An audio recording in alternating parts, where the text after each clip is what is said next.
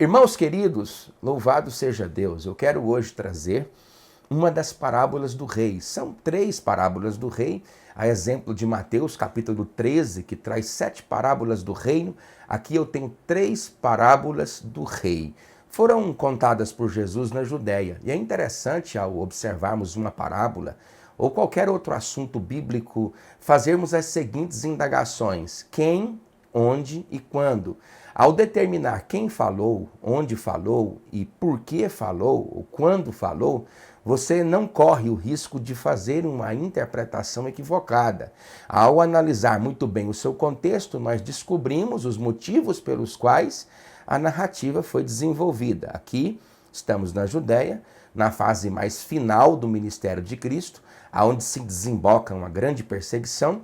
E aqui Jesus está falando ao sumo sacerdócio, que era uma entidade representada através do Sinedrio, o Sinédrio, e dos anciãos, que de forma peremptória, doutrinária e comportamental legislava a comunidade de Israel nesse tempo.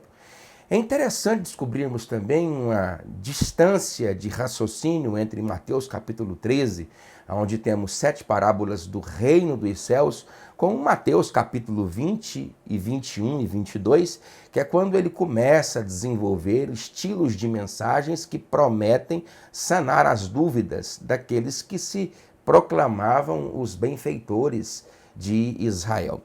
É interessante você perceber também que na parábola dos 2 filhos, que nós já comunicamos ela aqui, eu vou deixar aqui no card ou na descrição para que você possa posteriormente estudá-la, dos versículos 28 ao versículo 32 do mesmo capítulo de Mateus, você tem a parábola dos 2 filhos.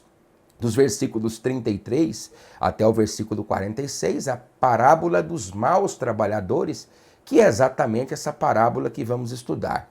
E no capítulo 22, do primeiro versículo até o versículo 14, você tem a parábola do grande banquete, aquela em que pessoas foram convidadas e não foram, e as que não foram convidadas foram inseridas. Essa vai ficar para depois. Hoje eu quero estudar um pouco sobre a parábola dos maus trabalhadores, e ela é uma proposta pedagógica de Cristo em fazer com que as comunidades mais sacerdotais, os saduceus, os fariseus, os escribas e aqueles que se julgavam benfeitores da ortodoxia religiosa de Israel, pudessem se situar nela como proposta de Cristo, para trazer aquele raciocínio de que a pedra que os construtores rejeitaram veio a ser essa pedra principal. De modo que, de forma direta e indireta, a parábola do rei é, de certa forma, uma parábola que fala acerca de si mesmo e de como as pessoas o receberam. Se você, por exemplo, pegar a parábola dos 2 filhos, você vai ver que, de forma inferente, ela trata da rebeldia de Israel. Aqui nessa parábola, a parábola dos maus trabalhadores, você perceberá que fala-nos do castigo de Israel. E na parábola do grande banquete, você vai ver que está falando claramente sobre a rejeição de Israel. É evidente que o que dá início à parábola dos 2 filhos é a narrativa sobre a autoridade de João Batista, que foi apresentada a Jesus como indagação mediante a pergunta que Jesus sofreu dos sacerdotes ao questionar-lhe: com que autoridade fazes estas coisas? Então Jesus usa a figura de João Batista, elucida a parábola dos 2 filhos, e agora sim, de fato característico, indubitável, inquestionável, ele se inclui como filho do dono na parábola dos maus trabalhadores. Como ela é uma parábola maior, né? Nós temos aqui pelo menos aí 12 ou 13 versículos bíblicos, eu vou fazer o uso de algum dos textos para que nós possamos extrair, tirar para fora, exegese, algumas lições que eu coloquei tanto na referência como entre linhas, aquilo que eu chamo de inferência. E lembrando que essa passagem bíblica pode ser percebida também no elo escriturístico, lá em Lucas, no capítulo 20, dos versículos 9 ao 19, e em Marcos, no capítulo 12, dos versículos 1 aos versículos 12. É interessante que aqui há uma vinha, novamente a figura da vinha, como proposta alegórica à parábola mencionada, assim como também o na parábola dos dois filhos. Atentai na outra parábola, o público é o mesmo, a parábola é outra. Que público é esse? O público sacerdotal. Interessante demais compreender isso, porque você se contextualiza no texto e faz uma interpretação mais coerente. Havia um homem dono de uma casa que plantou uma vinha, cercou uma sebe, construiu um lagar, edificou-lhe a torre, arrendou-a a uns trabalhadores, depois ausentou-se do país. Eu coloquei aqui algumas verdades que são apenas introdutórias, mas que não cumprem o propósito exegético da parábola. Mas aqui eu coloquei 3 verdades. A primeira, observar a diversidade de serviços. Há uma série de serviços realizados e no tempo de contratar funcionários, o dono da casa o faz e se ausenta. Uma outra verdade, há também uma especificidade característica para cada trabalhador. O trabalhador que vai aradar a terra, o trabalhador que vai plantar nela, o trabalhador que vai cultivá-la, o trabalhador que vai fazer a vindima, aqueles que vão pisar no largar, aqueles que extrairão o néctar e aqueles que vão armazenar e posteriormente lançar esse produto no mercado de trabalho. Então, há uma gama de trabalhadores que de forma característica foram empregados pelo dono da obra para que esse processo, para que esse trabalho, para que a realização dessa atividade fosse feita. E o dono da casa se ausentou. É a ideia que eu coloquei aqui da responsabilidade de quem trabalha ante a ausência do dono. Eu vou repetir. A responsabilidade de quem trabalha ante a ausência do dono. E a responsabilidade de quem trabalha diante da ausência do dono, que vai para um outro país, o que reflete a ideia de liberdade funcional por parte daqueles que executam a obra. Agora, uma verdade você tem que entender. O dono está distante, mas a casa é dele. Logo, a casa é de um dono que está distante e que reflete a liberdade que tenho para trabalhar, mas não significa que eu vou trabalhar de todo jeito. Aí vem o versículo de número 34, o segundo versículo da narrativa. Ao tempo da colheita, enviou a seus servos os lavradores para receber os frutos que lhe tocavam. E os lavradores, agarrando os servos, espancaram a um, mataram a outro e o outro apedrejaram. Enviou ainda outros servos em maior número e trataram-no da mesma sorte. A primeira palavra que eu coloquei foi a palavra acerto. Segunda palavra, a palavra sinais. A terceira palavra, intermediários. A quarta palavra, mercenários. As 4 palavras estão escondidas aqui nos 2 versículos. Primeiro, o acerto. Chegou o tempo da colheita. Eu coloquei aqui, todo trabalho tem a colheita. E a colheita é, caracteristicamente, o momento do acerto. A hora do acerto virá. Isso é imprescindível, é imarcessível que nós compreendamos a ideia de que tudo que realizamos para Deus, fazemos com certa liberdade? Sim. Há uma certa vontade, disponibilidade por parte daqueles que trabalham de fazer aquilo segundo a disposição do seu coração? Sim. Mas vai chegar o tempo do acerto. E aqui chegou o tempo do acerto. E o dono da casa enviou servos para fazer o devido acerto. Eu coloquei aqui sinais. É a expectativa de Deus que os seus oráculos sejam ouvidos, escutados. E quando você, por exemplo, percebe ali as narrativas históricas do processo de divisão de Israel em 931 a 586 a.C., a nação de Judá, e de 931 a 722 a.C., a nação de Israel, 2 tribos aquela, 10 tribos esta, e houve sinais da parte de Deus endereçados às 2 nações em todo o tempo. Levantou-se vários sinais manifestos através dos profetas: Isaías, Jeremias, Ezequiel, Daniel, Oséias, Joel, Amós, Obadias, Jonas, Miqueias, Naum, Abacuque, Sofonias, Ageu, Zacarias e Malaquias foram instrumentos que Deus usou como sinal para alertar que o dia do acerto viria e que se fazia necessário distribuir corretamente o exercício de suas funções. O que é de Deus, o que é do homem é do homem. Aqui a figura alegórica que exemplifica isso é a vinha. De modo que Deus enviou profetas, enviou sinais, enviou servos, e os donos, os proprietários, aqueles que se julgaram donos do negócio, por uso capião, só pode. O dono não está, então é nosso. Eles se julgaram merecedores de tomar o lugar do dono da casa. Veja que de forma alegórica, essa parábola ainda é mais atual agora do que quando foi mencionada. Veja como nós estamos usurpando o direito, às vezes até mesmo de Deus. Lembra lá em Laodiceia? O próprio Cristo foi colocado para fora da igreja que ele mesmo fundou e estabeleceu. Que coisa terrível isso aqui. Falou naquela época, falou no tempo de Jesus e fala até agora.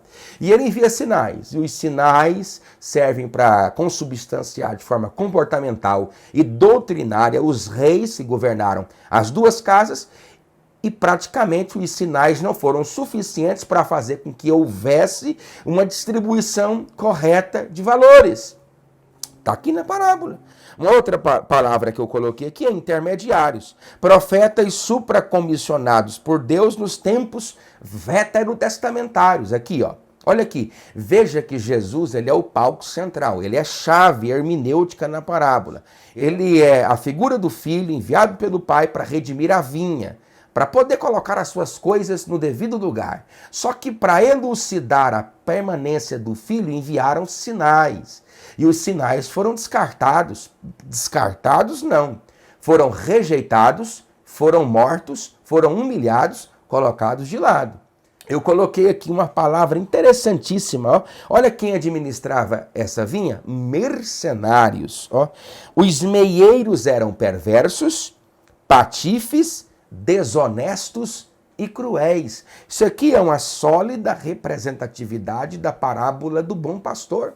Eu sou a porta, se alguém entrar por mim, entrará, sairá, achará pastagens. O ladrão vem senão para roubar, matar e destruir, mas eu vim para que tenham vida e a tenham em abundância, porque eu sou o bom pastor e o bom pastor dá a vida pelas ovelhas. O mercenário, que não é pastor, de quem não pertencem as ovelhas, ele vê vir o lobo, aqui entra a figura do diabo, abandona as ovelhas e foge, então o lobo as arrebata e a dispersa. O mercenário foge porque é mercenário e não tem cuidado com as ovelhas. Essa parábola, ela elucida de forma transparentíssima a figura colocada por João, conforme a narrativa de Cristo, ao dizer: eu sou a porta e eu sou o bom pastor. Os sinais foram enviados e foram rejeitados por mercenários que conduziam a vinha de Deus. Vamos aqui para frente, eu coloquei um pensamento aqui, ó. Compreender além dos limites da razão. Nenhum proprietário em cujos direitos haviam sido pisoteados dariam aos funcionários tamanha chance. Nem tampouco sacrificaria ainda assim seu filho. Duas coisas são peremptoriamente claras. A primeira, o pecado como algo extremamente lógico e o amor como um gesto incondicional. Porque qualquer que fosse o proprietário, dono dessa fazenda, que ao perceber que todos aqueles que ele envia são sacrificados e tidos como tolos e mercenários, nunca, sobre qualquer hipótese, a pessoas tão perversas e más enviaria o próprio filho, sabendo que assim como fizeram com os sinais, fariam também com o filho. É a extrema realidade do que aconteceu. É a extrema realidade do que aconteceu. Eu tenho colocado aqui 3 verdades que me falam por que Jesus Cristo teria sido rejeitado. Claro que essas verdades, elas são verdades inferentes. É um assunto muito vasto. Mas a primeira, mentalidade temporal. Eu fico pensando se Jesus cumprisse com os propósitos com os quais as pessoas quisessem que ele cumprisse, e ainda que ele fosse um excelente reino, ainda que ele fosse 10 vezes mais adorador do que Davi, 1 bilhão de vezes mais rico do que Salomão, mais temente a Deus do que Moisés, mais apaixonado em fé e aventura do que Abraão, ainda que ele fosse o suprassumo de todo o exemplo de fé veterotestamentário, quanto tempo viveria esse rei? 100 anos? Que tipo de leitura geográfica, a expansão territorial deste reino exibiria-se na sua glória e na sua pungência? Na Judéia, Pérea, Idumeia, iria para o Império Romano, embarcaria para o rumo de Alexandria, para a região da Acaia, para a região da Capadócia? Seria um plano estritamente geográfico, passageiro e temporal. A mentalidade desse povo é temporal. Tanto é fato que Jesus, ao perceber que a mentalidade do povo que estava acompanhando era uma mentalidade temporalizada e baseada muito mais na expectativa do que se pode comer quando ele multiplicava pães e peixes, ele começou a fugir da multidão, porque a proposta de Cristo não era estabelecer um reino temporal. A mentalidade desse povo é o seguinte: que se manifeste o reino agora, eu vou experimentar do poder desse reino. Meu filho vai experimentar do poder desse reino. Meu neto, talvez meus bisnetos. Mas e depois? Porque tudo que é territorial é passageiro. Lembra quando a epístola aos Colossenses foi escrita? Colossos estava em franca decadência. Laodiceia passa a figurar entre as igrejas mais extraordinárias na região da Frígia. Ali no Líquido, depois nem Laodiceia, acabou tudo, não existe, porque reino de Deus não é temporal, reino de Deus é eterno. Então Deus não quer estabelecer um governo cujo as marcas deste governo são limitadas por uma constituição terrestre ou são determinadas por limites geográficos. A proposta aqui não é temporal, é atemporal. E ninguém pode entender isso. A segunda coisa, falsa expectativa. Tem uma mocinha aí na internet agora falando mal de uma determinada igreja porque saiu e deixou muito dinheiro lá. E eu fico pensando que tipo de expectativa construiu-se nessa moça, ou ela criou acerca da própria igreja. O reino dos céus não é isso, gente. O reino dos céus não pode ser medido ou determinado pelas expectativas que concebo. Olha, muito mais importante do que as expectativas que eu penso, que eu pretendo ter de Deus, da igreja, de Cristo, do reino, muito mais significativo é atentar com a expectativa que ele tem para conosco. A terceira verdade aqui dessa parábola, um erro de interpretação veterotestamentária. Os filhos de Israel, por mais inteligentes, sábios, ortodoxos, amantes da Taná, da Torá, do Midrash, amantes de qualquer que seja o princípio, que seja ele cultural, ortodoxo, doutrinário, comportamental, civil, eles entenderam de forma equivocada a leitura hermenêutica do Antigo Testamento. Não conseguiram perceber que Jesus é o Messias prometido. Então, fica difícil. Então, vamos aqui, para o versículo 37. E por último, aí, isso é ilógico. Ninguém faria isso. Ninguém, absolutamente ninguém. Ninguém colocaria o risco de perder o seu filho. Isso, no plano natural, ninguém faria. É tanto que a parábola surpreende a expectativa daqueles que escutam. É um amor imarcessível, incomensurável, imedível. Não tem tamanho, não tem profundidade, não tem dimensão. Olha aqui. E por último enviou-lhe o seu próprio filho, dizendo: a meu filho respeitarão. Então a expectativa ilógica. Mas aos lavradores vendo o filho disseram: este é o herdeiro, ora, vamos, matemo-lo e apoderemo-nos de sua herança. E agarraram-no e lançaram-no fora da vinha e o mataram. Inclusive, deixa muito claro, peremptório aqui, até a geografia do Gólgota, fora da vinha, fora dos átrios, fora do pátio, fora do grande Beit Hamikdash, o templo de Salomão, Hamikdash. o templo de Salomão, que ocupava a terça parte de Jerusalém, colocaram ele no Gólgota, lá para fora. Aqui eu vejo aqui algumas palavras. Titularidade. Tempos onde títulos não mais funcionam, hein? Por quê? Por que o título não funciona? Você acha que Judas trai a Deus? Claro que não. Judas, quando trai a Jesus, ele não trai a Jesus o divino. Ele não enxerga a deidade em Cristo. Ele enxerga a figura de um profeta. E quando Judas percebe que as expectativas com as quais ele, político como era, foram frustradas mediante as falas de Jesus com relação à sua entrega sacrificial, ele disse, não, vou entregar tudo que eu dediquei até aqui, 3 anos de vida, eu vou jogar pro lixo. Esse homem vai se entregar, vai morrer, e o legado dele vai acabar, e eu vou fazer o que da minha vida? A expectativa de Judas. Você acha que se Judas soubesse que Jesus era Deus, ele entregaria a Jesus? É claro que não. Ele entrega Jesus porque Jesus frustra com a expectativa de Judas, assim como Jesus frustra com a expectativa de muitos cristãos hoje. Segunda verdade, antropocentrismo. Deus é colocado de lado e o homem vai para o centro. Quando logramos da glória que não é nossa e do direito que não é meu. Olha esses trabalhadores. Eles estão logrando de um direito que não é deles. Eles estão logrando de uma glória que não é deles. Eles estão logrando de uma obra especificamente trabalhada para que homens como eles pudessem fazer um bom trabalho e fazem um péssimo trabalho. Eles estão trazendo para si a glória dessa atividade de Deus, que é a atividade de remissão salvífica, soteriológica, de salvação para o mundo. Eles estão tomando posse. É quando eu faço da religião o triunfo. E não é. Olha que coisa aqui, ó. Eles estão no meio. E Deus é que se lasque para as laterais. Olha, eu ainda coloquei aqui, ó, a diferença entre conquista e herança. Eles querem conquistar com as mãos, com a força, aquilo que se herda no título de filho.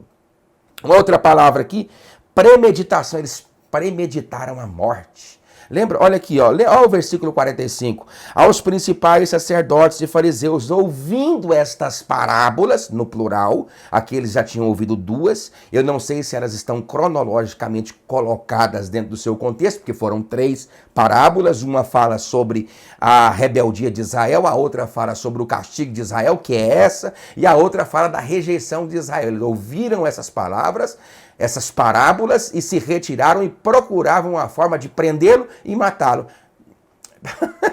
A premeditação antecipada de Cristo ao próprio final da parábola, como também ao final da sua própria vida. É interessante demais isso aqui, é maiúscula. O que é maiúsculo, pastor Presley? A aplicação de Jesus. Porque a aplicação, a partir do versículo 41, 42... reflete àqueles que estão escutando a responsabilidade de se auto-incluírem como maus trabalhadores e o Cristo como filho daquele dono da propriedade que o enviou. É a nítida parábola de Natã no tempo de Jesus. Natã chega no livro de 2 Samuel, no capítulo 12, dos versículos 1 a 4, e conta a parábola. Dos versículos de número 5 e 6 tem a reação de Davi. A exemplo da reação dessas personagens aqui. Nos versículos 7 e 12, nós temos a explicação e aplicação da parábola de Natã para Davi. Lembra da parábola que Natã cantou por causa de Betseba, Batseba? Lembra daquela parábola? E aí vem a aplicação da palavra. Natã olha para Davi, versículos 11 e 12, diz, tu és o homem. O impacto sobre a vida é claro e quase que desnecessário dizer que a distância entre Davi, o seu caráter e o caráter dessas figuras que estão ouvindo Jesus é a mesma distância desse tempo, de 1000 anos. Meu Senhor da glória, a distância é muito grande. Davi, ao ouvir a parábola, se arrepende. Aqui não, eles procuram matar. A exemplo do que a própria parábola conta. Não só conta o exemplo do tempo final da vida terrena de Cristo, como também do próprio final da parábola. Porque quando eles ouviram isso e se colocaram como maus trabalhadores, e Jesus como filho do dono, eles procuraram um jeito de achar alternativas para sacrificar o dono da casa. E eu coloquei aqui, Sam, eu coloquei aqui uma coisa interessante aqui, maravilhosa aqui, premeditação da morte. Eles mataram o filho, é verdade, mas o pai ainda está vivo. Hein?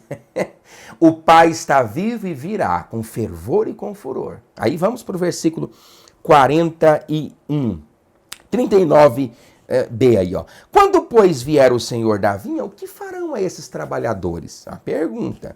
Responderam-lhe, fará aparecer horrivelmente a esses malvados e arrendará a vinha a outros trabalhadores que lhe remetam os frutos nos seus devidos tempos.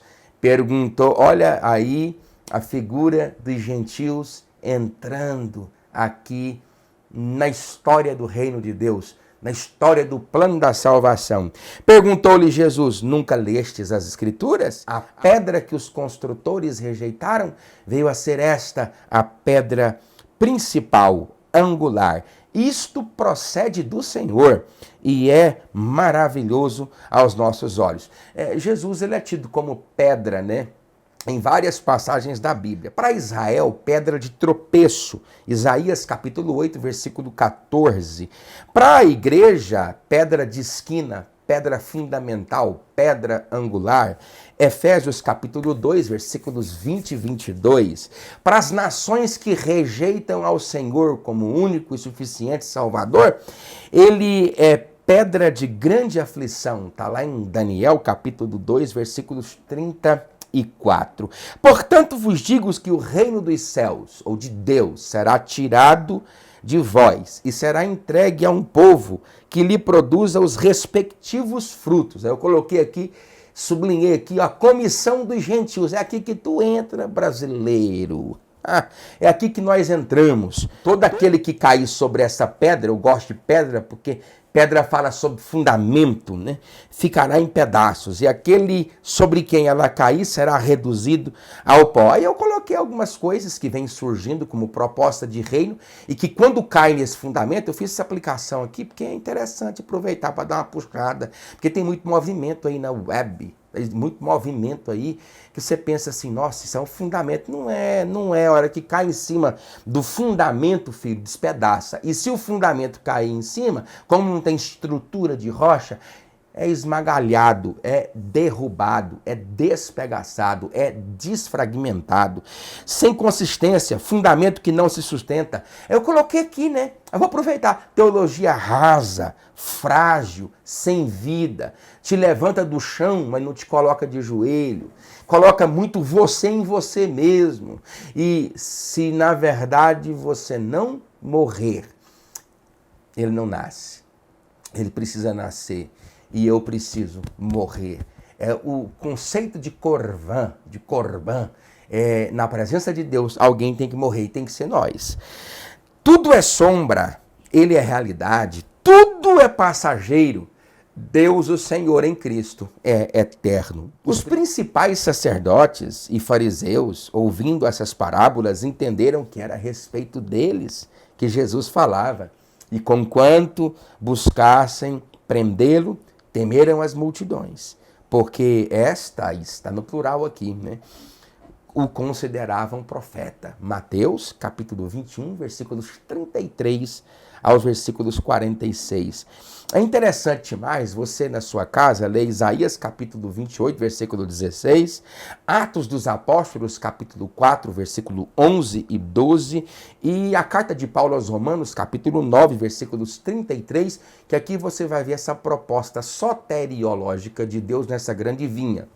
O envio do Cristo, o Filho do Deus vivo, aquele que estabelece um reino que não é temporal, que não é passageiro, que não é determinado por papéis cujo traças corroem e rasgam, mas legislada no trono da glória de Deus, cujos seus princípios, auspícios e constituintes são eternas, são pétreas, não são temporais, não são passageiras. Tudo que se vê, até na Bíblia Sagrada, tudo que se vê, que se lê, que se compreende, todas as coisas que nós estamos tentando, isso é apenas sombra da verdade absoluta que é o unigênito Filho de Deus, aquele que era, que é e o que há de vir. Ele é o nosso Deus, Senhor absoluto, acima nos céus, embaixo na terra, para a glória dos séculos e dos séculos. Que Deus abençoe você e que nós não sejamos um destes trabalhadores maus, pensando que a obra de Deus pode ser imarcessivelmente transferida a mim, como um protocolo, como uma procuração, como uso capião. Não, nada é meu, tudo é dele, tudo é dele, tudo é de Deus. Que Deus abençoe você, no nome de Jesus.